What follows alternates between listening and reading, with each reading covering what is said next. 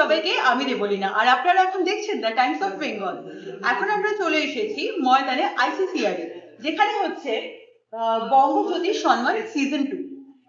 এই জ্যোতিষ সম্মানে এসেছেন অনেক জ্যোতিষবিদ্বান, অনেক বিজ্ঞানী, এবং এসেছেন প্রফেসর, এবং এসেছেন তন্ত্র জ্ঞান সাধকারী, তন্ত্র জ্ঞান সাধনার জগতের লোকেরা। চলুন দেখুন এরই এক ঝলক। এবং এই মুহূর্তগুলো খুবই স্পেশাল যেহেতু আমাদের জীবনে, সেজন্য এই মুহূর্তগুলো ধরে রাখার চেষ্টা রইল।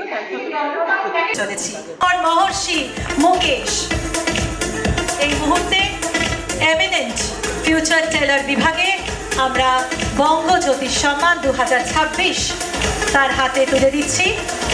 তার নিরলস কর্মযজ্ঞকে কুর্নিশ জানিয়েই আজ আমরা এই সম্মানে তাকে সম্মানিত করতে চলেছি। মহর্ষি মুকেশ মহোদয়কে এই মুহূর্তে এমিনেন্ট ফিউচার টেলার বিভাগে আমরা বঙ্গ জ্যোতিষ সম্মানে সম্মানিত করলাম। জয় মা তারা, আদেশ গুরু বামদেব। আমি মহর্ষি মুকেশ। আমি একটা কথা বলতে চাই, আমার নাম আগে ছিল মুকেশ মালিক। আমি মহর্ষি মুকেশ একমাত্র গুরুজি শ্রী বিনয় মহারাজ, মা শ্রীময়ী মায়ের জন্যে হতে পেরেছি। তারপরে আমি এই তন্ত্র আর অ্যাস্ট্রোলাইনে 2006 সাল থেকে আছি। আমার বাবা মুকুল বাবা নাম ওনার, নিমতলা মহাশ্মশান ঘাটে উনি থাকতেন। উনি মারা যাওয়ার পরে 2006 সাল থেকেই গুরুজি বিনয় মহারাজ এবং মা শ্রীময়ী মায়ের কাছে, মায়ের চরণে গিয়ে, গুরুজি বিনয় মহারাজের চরণে গিয়ে আমি মহর্ষি মুকেশ হতে পেলাম। আর ওনার আশীর্বাদে এগাতে চাইছি। আর অনেক মনে ইচ্ছে যে অনেক কিছু করতে পারি, অনেক নাম করতে পারি। আর আমি একটা কথা বলবো যে আজকে আমাদের জীবনে মা, বাবা আর গুরু, এই তিনজনকে যদি আমরা যত্ন করে রাখতে পারি জীবনে, তাহলে কোনোদিন আমাদের কোনো অভাব হবে না। আর সমস্যা এমন একটা জিনিস যেটা আসবেই, কেন ওইটা আসার জন্যই সমস্যা হয়, ওইটা আসতেই হবে। কিন্তু মা বাবা গুরুকে যদি আমরা যত্ন করে আর ভালো আদরে যদি রাখি, তাহলে সমস্যা আসবে কিন্তু ওটা কিছুক্ষণের জন্য থাকবে, ওটা অটোমেটিক্যালি চলে যাবে। আর এই জন্য আমরা বলি গুরু ব্রহ্মা, গুরু বিষ্ণু, গুরুদেব মহেশ্বরা, গুরুদেব পরব্রহ্মা, তস্मै শ্রী গুরুবে নমঃ। আর একটা কথা যে আজকে আমরা ভাবি সমাজের জন্যে, লোকের জন্যে যে আমরা কিছু দান করব বা ওনার কাছে থাকব, তার জন্য আমাদের মনের মধ্যে একটা জিনিস প্রথমে এনে নিয়ে আসতে হবে যে ফ্যামিলি। আজকে আমাদের মা, বাবা, বাচ্চা, বোন, ভাই, যদি তাদেরকে মনে করি যে আমার ফ্যামিলি, যার জন্য ওনাদের জন্য আমরা কিন্তু করি, তো যদি কিছু করতে হয় তাহলে প্রথম আমাদের মনের মধ্যে সবাইকে ফ্যামিলি মেনে নিতে হবে মনে, তাহলেই কিন্তু ওনাদের সঙ্গে থাকতে পারবো, ওনাদের মনে মতন কিছু করতে পারবো, ওনাদের সঙ্গে এগাতে পারবো। নাহলে এটা অসম্ভব, এটা সম্ভব কখনো হতে পারে না।